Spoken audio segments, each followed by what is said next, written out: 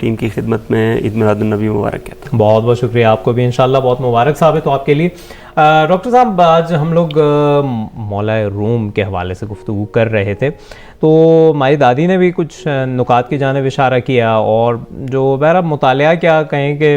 جو نظر پڑی ہے ادھر ادھر، تو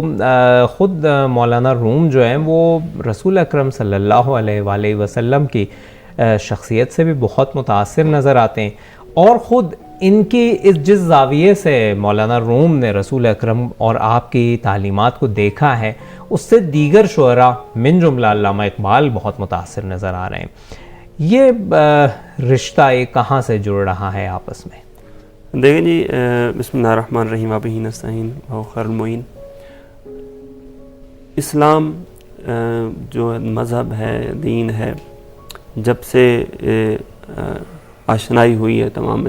عالم کو اس سے، اور علماء دین نے دین حاصل کرنا شروع کیا، اور نبی پاک صلی اللہ علیہ وسلم کی خصوصیات کو پڑھا جانا، اور خصوصاً قرآن کریم کو جب مطالعہ کیا جاتا ہے قرآن کریم کا، تو آپ کو سب سے اوپر حضرت محمد مصطفیٰ صلی اللہ علیہ وسلم کی شخصیت نظر آ رہی ہے. دو طرح سے قرآن کریم ایک کتاب کی شکل میں ہے، نبی اکرم صلی اللہ علیہ وسلم ناطق قرآن ہے، بے شک. نبی پاک صلی اللہ علیہ وسلم مجسمہ قرآن ہے، نبی پاک صلی اللہ علیہ وسلم خود چلتا پھرتا قرآن ہے. تو علماء ہوں، شعراء ہوں، ادیب ہوں، جب بھی حضرت محمد صلی اللہ علیہ وسلم کی شخصیت کی طرف نگاہ کرتے ہیں تو گرویدہ ہو جاتے ہیں نبی پاک صلی اللہ علیہ وسلم کی شخصیت سے. بالکل. مولانا روم خود چونکہ خود بھی عالم تھے، اور ان کے والد بھی بہت بڑے عالم تھے. ان کے بارے میں یہ کہا جاتا ہے کہ وہ عالم تو تھے ہی تھے، اتنے بڑے عالم تھے کہ ان کے بارے میں 300 علماء نے ایک ہی رات میں حضرت محمد مصطفیٰ صلی اللہ علیہ وسلم کو اپنی خواب میں دیکھا، اور فرماتے ہوئے سنا کہ یہ سلطان العلماء ہے. تو اس وجہ سے بھی میں کہتا ہوں کہ تربیت کا اثر ہوتا ہے. بے شک. والدین کی جب خاص توجہ ہوتی ہے اولاد کی طرف، تو وہ اپنے سارے جو علوم ہوتے ہیں ان کا زبدہ خلاصہ، ان کی جو تفسیر ہیں وہ اپنے بچوں کو بتاتے رہتے ہیں، تاکہ وہ بھی ان معارف سے، ان علوم سے آشنا ہو جن سے وہ خود ہوتے ہیں. جیسے وہ ہوتے ہیں ویسے اپنے بچوں کو بنا دیتے ہیں. تو وہ خود حضرت محمد مصطفیٰ کے بہت بڑے عاشق تھے. تو اس ترتیب سے مولانا روم بھی حضرت محمد صلی اللہ علیہ وسلم کے عاشق بن گئے، اور یہ سلسلہ ہم تک بھی ہمیں دیکھنے کو ملتا ہے کہ کتنے پیارے اشعار انہوں نے نبی پاک صلی اللہ علیہ وسلم کے بارے میں لکھے ہیں. اور یہ ان کی محبت کا، یہ ان کی عشق کا ایک انداز تھا کہ وہ انہوں نے شعر و شاعری میں ان کو بیان کیا. بے شک ایسے ہی. ڈاکٹر صاحب یہ ہم لوگوں کو بتائیے کہ یہ افکار، اس کو جو ہے یقیناً ایسے اشعار کی شکل میں پیش کرنا جو کہہ سکتے ہیں کہ خود روشنی کا باعث ہوں اور عام فہم بھی ہو، یعنی یہ کام بڑا مشکل ہے، جو بہت ہی حسین انداز میں مولانا روم نے پیش کیا ہے میرے خیال میں. اس کے بارے میں تھوڑا یہ واقعاً یہ حسن ہے زبان فارسی کا. دیکھیں جیسے کہ آپ نے ذکر کیا، علامہ اقبال بھی متاثر ہیں مولانا روم سے، ظاہر سی بات ہے، کیونکہ دیکھیں خود ڈاکٹر علامہ محمد اقبال جو ہیں ان کے اشعار میں مولانا روم کے اشعار کی خوشبو آتی ہے، بالکل جھلک آتی ہے، مہک آتی ہے. تو چونکہ وہ عام فہم تھے، اور خود علامہ محمد ڈاکٹر اقبال جو ہیں وہ ان کو نئی فارسی آتی تھی، لیکن وہ انہوں نے اشعار اتنے پڑھے، ان سے اتنے لگاؤ ہوا ان کو کہ ان کی زبان سے بے ساختہ یہ اشعار جو ہے جاری ہو گئے. وہ کہتے تھے الہامی ایک قوت ہے جو میری زبان پر ان اشعار کو جاری کر رہی ہے. ان کی شاعری میں یہ رنگ نظر آتا ہے. اب مولانا روم کی جو شاعری ہے، آپ یقین مانیں کہ زبانیں مختلف کائنات میں ہیں پائی جا رہی ہیں اور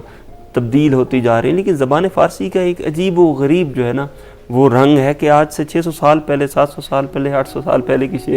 شاعری آپ اٹھا کے دیکھیں تو وہ بھی عام فہم اتنی ہے کہ وہ آج کا بچہ بھی اگر پڑھے تو اسے بھی سمجھ آ رہی ہے. بالکل بالکل. تو یہ ایک میں سمجھتا ہوں کہ یہ ایک خاص اس فارسی زبان کی ایک اہمیت ہے یا خاصیت ہے جو دوسری زبانوں میں کم تر. آپ دیکھیں شیکسپیئر کی اگر آپ انگلش والی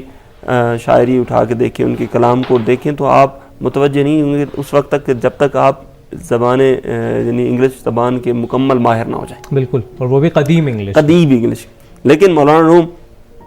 یعنی آج سے 600-700 سال پہلے ان کی جو زندگی کی اس ٹائم جب فارسی بولی جاتی تھی وہ آج کا ایک بچہ بھی پڑھے تو اسے سمجھ آ رہی ہے. بالکل. یعنی یہ ایک حسن ہے. تو وہ ایک عام انداز میں یہ ایک میں سمجھتا ہوں کہ ایک بہت بڑی یونیک قسم کی ایک ایبیلٹی ہے ایک انسان کی کہ وہ اتنے گہرے مطلب کو ایک استاد بھی تھے وہ کافی عرصہ تک دین علوم کو دین اسلام کو نبی پاک صلی اللہ علیہ وسلم کی شخصیت کو لوگوں کے سامنے بیان کرتے رہے ان کے ایک خاص اہمیت کو بیان کرتے رہے اور ایک عام فہم الفاظ میں بچوں تک بڑوں تک بوڑھوں تک وہ ایک مطلب کو سمجھا دینا یہ ایک خاص ٹیکنیک اور مہارت ہے جو ہر شاعر میں نہیں پائی جاتی. شاعر اپنی چونکہ ایک خاص انداز میں آپ دیکھیں کہ وہ اپنی بات کرنے کے عادی ہوتے ہیں تو وہ مطلب سخت الفاظ مشکل الفاظ ایسے جو عام فہم نہیں ہوتے بات کرنا چاہتے ہیں بات پہنچاتے بھی ہیں لیکن ہر بندہ ان کی شاعری کو پھر پڑھنے سے مطلب لطف اندوز بھی نہیں ہوتا کیونکہ اس کو سمجھ ہی نہیں آ رہا ہوتا. لیکن میں یہ سمجھتا ہوں کہ ہر دور میں مولانا روم کے عاشق گزرے چاہے وہ بر صغیر ہو چاہے وہ ایران ہو چاہے وہ ترکی ہو چاہے وہ افغانستان ہو جیسے کہ آپ جانتے ہیں کہ سارے ہی اتنا پیار کرتے ہیں وہ سب کہتے ہیں کہ ہمارے یعنی اگر کوئی اور شخص ہوتا ہے کہ جس کی شخصیت کے بارے میں اتنا اختلاف ہوتا کہ لوگ کہتے ہیں نہیں ہمارے اس سے کوئی تعلق نہیں لیکن لوگوں کے دلوں میں اتنی محبت ہے ان کے بارے میں لوگ اتنا چاہتے ہیں ان کو کہ ہر شخص کہتا ہے کہ وہ ہمارے بالکل کیونکہ یہ ہے محمدیت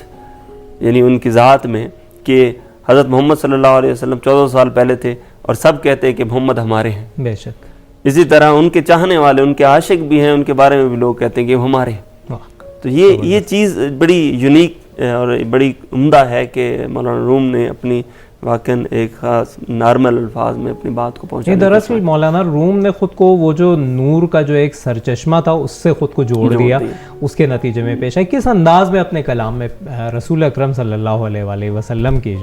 سیرت کو اور شخصیت کو پیش دیکھیں وہ اس طرح کچھ انہوں نے بیان کیا ہے کہ از درم ہاؤ نام شاہان برکنت نام احمد تا ابد پر مکنت یعنی بادشاہوں کے جو نام ہیں وہ ان کے سکوں سے آپ دیکھیں گے وہ اس دور میں تھے اور انہی کے پر حق ہو گئے لیکن محمد مصطفیٰ صلی اللہ علیہ وآلہ وسلم کا جو نام ہے وہ دلوں کے اوپر حق ہو گیا وہ ہمیشہ رہے گا. بالکل. تو وہ اتنے پیارے انداز سے یعنی سیرت محمد صلی اللہ علیہ وآلہ وسلم اخلاق محمد صلی اللہ علیہ وآلہ وسلم کو اپنی شاعری میں بیان کرتے ہیں کہ واقعاً آج سے 600 سال پہلے اور آج جو اتنے علوم کے ترقی ہونے کے باوجود بھی اس انداز سے لوگ اپنے مفاہیم کو نہیں پہنچا سکتے کہ جو انہوں نے اتنے عرصہ پہلے لوگوں تک پہنچایا. یقیناً بے شک ایسے ہی ہے اور یعنی ایک ایسے علاقے میں رہے تھے جہاں پہ تہذیب کا گہوارہ جسے کہا جا سکتا ہے. مغربی ایشیا جو ہے تقریباً پوری زندگی مختلف جگہوں پر اسی علاقے کی گزاری مولانا روم نے لیکن جو چیز دکھائی دے رہی ہے وہ یہ کہ حالانکہ اتنی ساری تہذیبیں تھیں لیکن متاثر ہوئے تو ایک تہذیب کامل یعنی تہذیب محمدی سے اور اس میں ایسے غوطہ-زن ہو گئے اور اس میں جو ہے وہ بہترین انداز میں تب جا کے آپ کے کلام میں وہ نکھار آیا ہے کہ جس سے جو ہے دوسرے نہ صرف یہ کہ عام لوگ بلکہ عظیم شخصیات جیسا کہ آپ کی خدمت میں عرض کیا علامہ اقبال اور حتیٰ اس دور کے اور بعد کے دیگر شعراء متاثر ہوتے نظر آ رہے ہیں. ڈاکٹر صاحب یہ ہم لوگ کو بتائیے کہ خود رسول اکرم صلی اللہ علیہ وسلم کی شخصیت کیوں اس سے کیوں سب سے زیادہ منسلک ہوئی جیسا کہ آپ کی خدمت میں ابھی عرض کیا کہ اور ناظرین کی خدمت میں کہ بہت ساری شخصیتیں تھیں اس دور میں یا حتی پچھلے ادوار میں. دیکھیں میں نے آپ سے جیسے پہلے عرض کیا کیونکہ معیار جو ہوتا ہے نا آپ سٹینڈرڈ اس کو دیکھتے ہیں کہ اللہ تعالیٰ نے حضرت محمد مصطفیٰ کو انسان کامل کی شکل میں بنا کر بھیجا اور قرآن کریم میں بھی اللہ تعالیٰ نے ارشاد فرمایا کہ محمد مصطفیٰ کو ہم نے اعلیٰ اخلاق کے مقام پر پہنچا. اللہ تعالیٰ نے ایک خلق عظیم پر نبی پاک صلی اللہ علیہ وسلم کو بنا دیا یا لولا لما خلقت الافلاق اس طرح کے جو جملے ہیں ہمیں حدیث قدسی سے ملتے ہیں. تو حضرت محمد صلی اللہ علیہ وسلم کی جو شخصیت ہے وہ دین کا ایک مجسمہ ہے جس میں دیکھیں پیغمبری کا انہوں نے اس وقت تک ادعا نہیں کیا جب تک کہ لوگوں سے پہلے اپنی امین ہونا اور صادق ہونا نہیں منوا لیا. اس وقت تک خدا نے اس مرتبے کو ان کو نہیں کہا کہ آپ لوگوں تک پہنچائیں ظاہر کریں. پہلے بھی انبیاء ہیں حضرت عیسیٰ علیہ السلام جو بچپن سے حضرت یحییٰ بچپن سے لیکن نبوت کا درجہ اس وقت تو نبی پاک صلی اللہ علیہ وسلم کو تو نبوت کا درجہ اس وقت مل گیا تھا جب حضرت آدم آب و گل میں تھے بے شک اس میں کوئی شبہ نہیں ہے. لیکن اعلان نبوت اس وقت کیا جب لوگ مطمئن ہو گئے. جو دیکھیں وہ میں آپ کو چھوٹی سی مثال دیتا ہوں کہ ایک شخص کسی کے پاس گیا, اس نے کہا کہ میں نے آپ کی مریدی میں زندگی گزارنی, میں آپ کے ساتھ رہنا چاہتا ہوں. تو وہ کچھ عرصہ رہا, 6 مہینے, سال, 2 سال کے بعد اس نے کہا کہ میں اب چلتا ہوں. تو اس نے کہا کہ آپ کیوں جانا چاہ رہے ہیں؟ آپ نے تو کہا تھا کہ میں آپ کی زندگی آپ کے ساتھ بسر کرنا چاہ رہا ہوں. تو انہوں نے کہا کہ میں کافی عرصہ سے آپ کے ساتھ ہوں, لیکن آپ کے سے کوئی کرامت, کوئی معجزہ نہیں دیکھا, تو اس لیے میں جا رہا ہوں. نہیں کیا اس سے بڑھ کر کوئی اور معجزہ یا کرامت ہو سکتی ہے کہ میری زندگی میں تم نے آج تک, جب سے 2 سال سے تم میرے ساتھ ہو, کوئی مجھ سے گناہ سرزد ہوتا دیکھا, کوئی میرا واجب قضا ہوتا دیکھا, کوئی میں نے کسی کا گلہ کیا ہو؟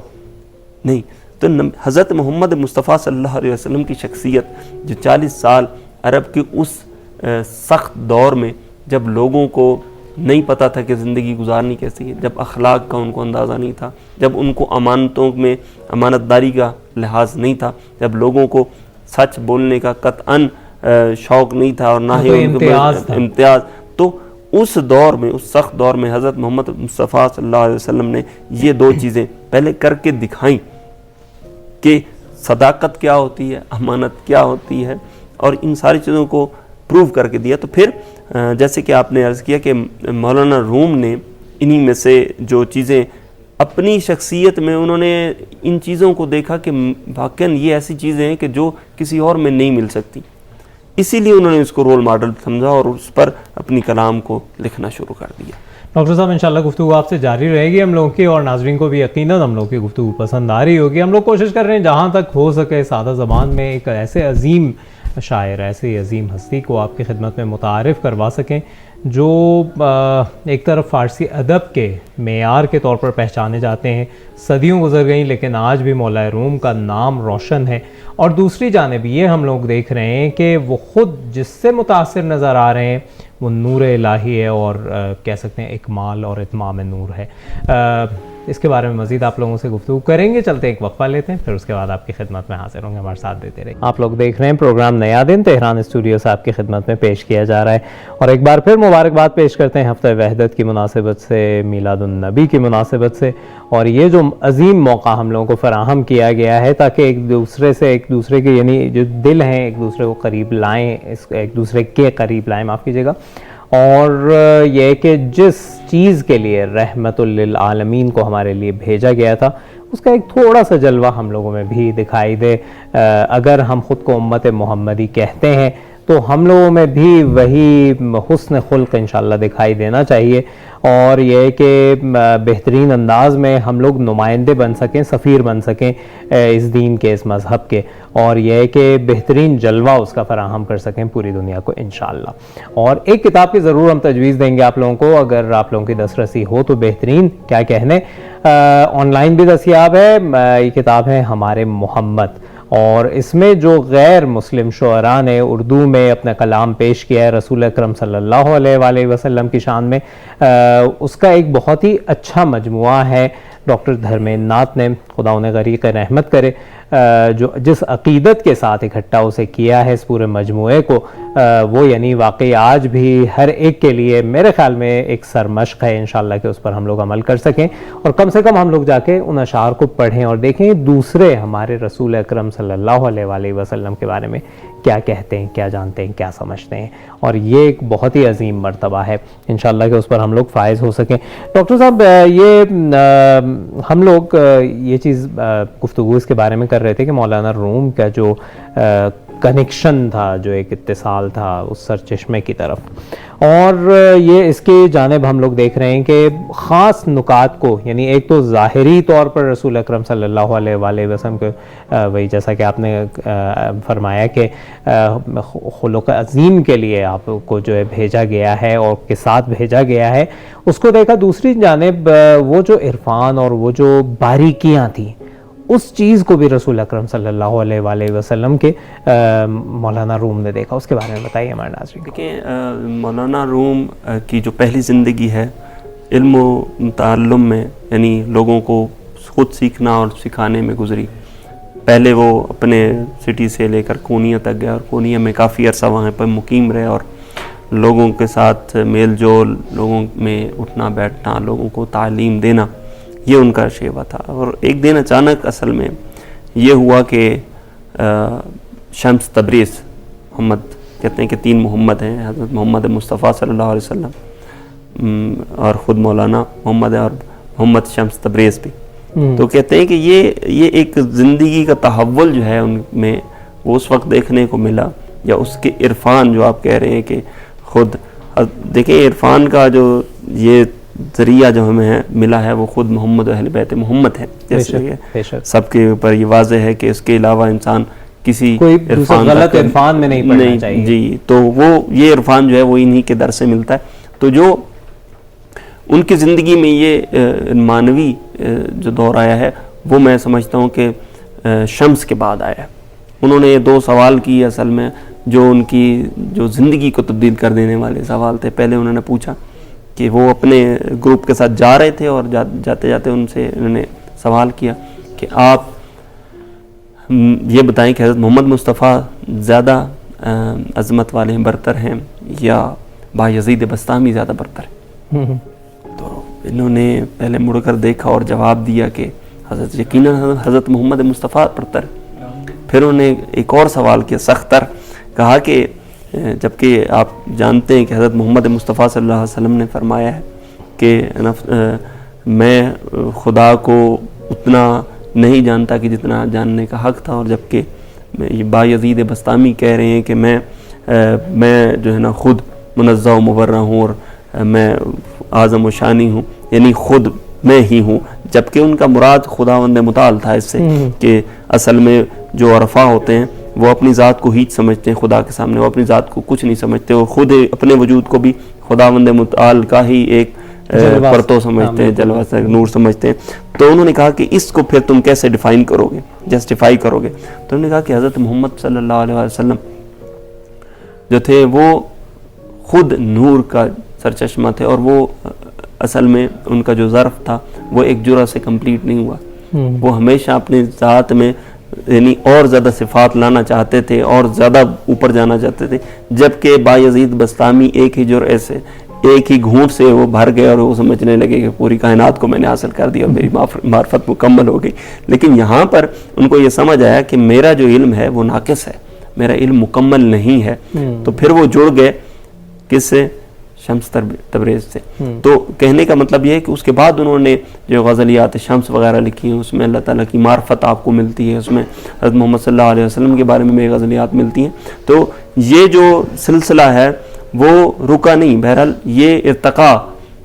عرفان میں بھی اسی طرح ارتقاء ہے۔ تو میں سمجھتا ہوں کہ ان میں یہ جو دور آیا اس کے بعد اور زیادہ اہل بیت محمد صلی اللہ علیہ وسلم سے جڑ گیا، اور زیادہ کلام جو ہے حضرت محمد صلی اللہ علیہ وسلم کے بارے میں انہوں نے لکھا ہے۔ بالکل، البتہ خود بایزید بستامی کے بارے میں کہا جاتا ہے معاف کیجیے گا کہ وہ جو وحدت وجود کے وہ جو نظریے کے دراصل کہہ سکتے ہیں کہ سب سے پہلے پیش کرنے والوں میں سے ان کا شمار تھا، وہ خود اگر یعنی ان کے کلام کو اگر دیکھا جائے تو اتنا زیادہ یعنی مطلب وہ نہیں ہے کہ جتنا لوگوں نے غلط انہیں سمجھا ہے۔ یہ بھی ایک ان کے ساتھ بایزید بستامی کے ساتھ ایک مسئلہ ایک رہا ہے، لیکن جو چیز ہے وہ یہ ہے کہ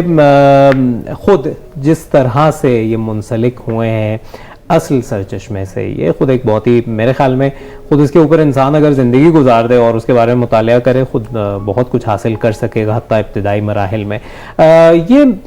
ایک شاعر کی ایک ذمہ داری ہمیشہ ہوتی ہے کہ صحیح طریقے سے اس پیغام کو جو اس نے خود حاصل کیا ہے انشاءاللہ کہ وہ خود صحیح طریقے سے حاصل کیا ہو، دوسروں تک پہنچائے۔ بعض لوگ ہوتے ہیں سیاہ شاعری ان کی ہوتی ہے، آج کل کے دور میں بھی ہیں، لیکن بعض لوگوں کی جیسے عرفانی یہ صحیح یعنی ماخذ سے انہوں نے لیا ہے اور اس کو پیش کیا ہے، جس کا بہترین جلوہ اگر آج کل کے دور میں ہم دیکھا جائے معاصر یعنی اس میں دیکھا جائے تو علامہ اقبال کے اشعار میں ہم لوگ کو نظر آتا ہے۔ ایک ذمہ داری ہوتی ہے کہ خدا کو خلق خدا سے یعنی خلق خدا کو دراصل خدا سے جوڑ دینا، اس وحی کے اور اس نور کے منبع سے جوڑ دینا۔ مولانا روم نے اس سلسلے میں کیا کیا؟ دیکھیں وہ سرچشمہ سمجھتے ہیں حضرت محمد مصطفیٰ صلی اللہ علیہ وسلم کو، وہ ایسا نور سمجھتے ہیں، ان کی سوچ میں یا شاعری سے یہ ملتا ہے کہ وہ حضرت محمد صلی اللہ علیہ وسلم کو وہی ذات سمجھتے ہیں جو وحدت وجود یا وہ ذات جو پوری کائنات کی خالق ہے، مخلوق کے درمیان ایک ذریعہ بنایا ہے حضرت محمد صلی اللہ علیہ وسلم کو. یعنی ایک رابطہ، ویسے انسان کا کوئی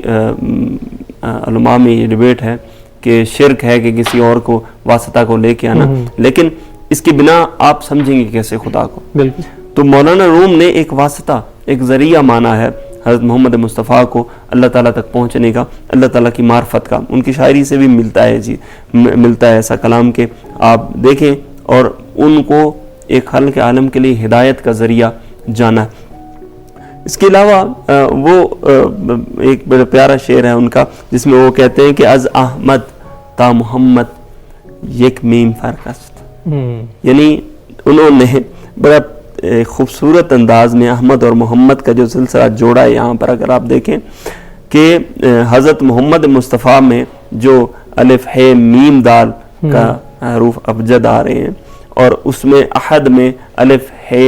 دال آ رہا ہے، اس میں سے میم کی طرف وہ توجہ دلا رہے ہیں کہ یہ جو اللہ اور محمد کے درمیان کے جو فرق ہے وہ میم کا ہے. یعنی آپ ان کی ظرافت کلام کو سمجھیں کہ کتنے پیارے انداز میں انہوں نے اس میسج کو پہنچایا. اور ساتھ ساتھ دوسرے اس کے مصرع میں کہتے ہیں دو عالم درہمین یک میم غرق است. یعنی پورا عالم، پوری کائنات جو اگر آپ غور سے دیکھیں تو وہ حضرت محمد صلی اللہ علیہ وآلہ وسلم کے اس نور میں، اس کلام میں، وہ ان کا جو وجود پیکر عظیم ہے، جو نور کا جو ان کا وجود ہے، وہ عالم اسی کو ہی نہیں سمجھ پا رہی. یعنی حضرت محمد صلی اللہ علیہ وآلہ وسلم کو ایک میں سمجھتا ہوں کہ ایسا وجود سمجھتے ہیں کہ جو خدا تک پہنچاتا ہے، لیکن ایسا وجود ہے کہ جو عوام یا عام مخلوق کے لیے وہ اسی سے ہی نہیں نکل پا رہے، اس وجود کی معرفت سے. تو وہ یعنی خداوند متعال کی طرف تو دیر سے پہنچے، لیکن حقیقت وہ یہ کہنا چاہ رہے ہیں کہ اللہ تعالیٰ نے ایک ایسا وجود بنایا ہے کہ عوام اس کو ہی نہیں سمجھ پا رہی، ورتہ حیرت میں ہے حضرت محمد صلی اللہ علیہ وسلم کے وجود کو لے کر. اس کا خالق کیسا ہوگا، واہ واہ، اس کا مالک کیسا ہوگا، اس کا بنانے والا کیسا ہوگا، اس کا جو ہے نا مجسم کرنے والا کیسا ہوگا. حقیقت میں وہ اس پوائنٹ کی طرف ہماری توجہ دلا رہی ہے. ڈاکٹر صاحب بہت اچھا لگا آپ سے گفتگو کر کے. یقیناً بہت اس پہ اور بات کی جا سکتی تھی تاکہ ہم اپنی لا علمی میں تھوڑی کمی لا سکیں، لیکن کیا کریں، ٹائم کی بھی مجبوری ہے اور وقت بھی ہم لوگ کا انتہائی محدود ہے. تو لیکن اس معاملے کے بارے میں ضرور آپ جا کے مطالعہ کریں، اور ہم سے یعنی ہماری آپ سے گزارش ہے کہ جتنا اس کے بارے میں پڑھیں گے نا اتنا ہی زیادہ آپ کھنچتے چلے جائیں گے. نور کے ان سرچشموں سے خود کو جوڑ دیں اور دیکھیں گے کس طرح سے آپ جو ہے انشاءاللہ متصل ہوتے چلے جائیں گے. اور بہت ہی حسین انداز میں راستہ یہی ہے، اور یہ باقی سارے عرفان اور یہ ساری چیزیں جو ہے نا وہ جھوٹی ہیں. اگر ہے سچ ہے تو یقیناً محمد اور آل محمد کے ذریعے ہی یہ عرفان اور یہ معنویت ہم لوگ حاصل کر سکتے ہیں. ایک بار پھر شکریہ ادا کرتے ہیں ڈاکٹر سید محمد فہیم عباس کا جو یہاں پہ تشریف لائے، اور ایک بار پھر مبارکباد بھی پیش کرتے ہیں آج کے دن کی مناسبت سے اور ان ایام کی مناسبت سے. اگلا حصہ دیکھتے ہیں، آپ کی خدمت میں حاضر ہوں گے. بہت بہت شکریہ ڈاکٹر.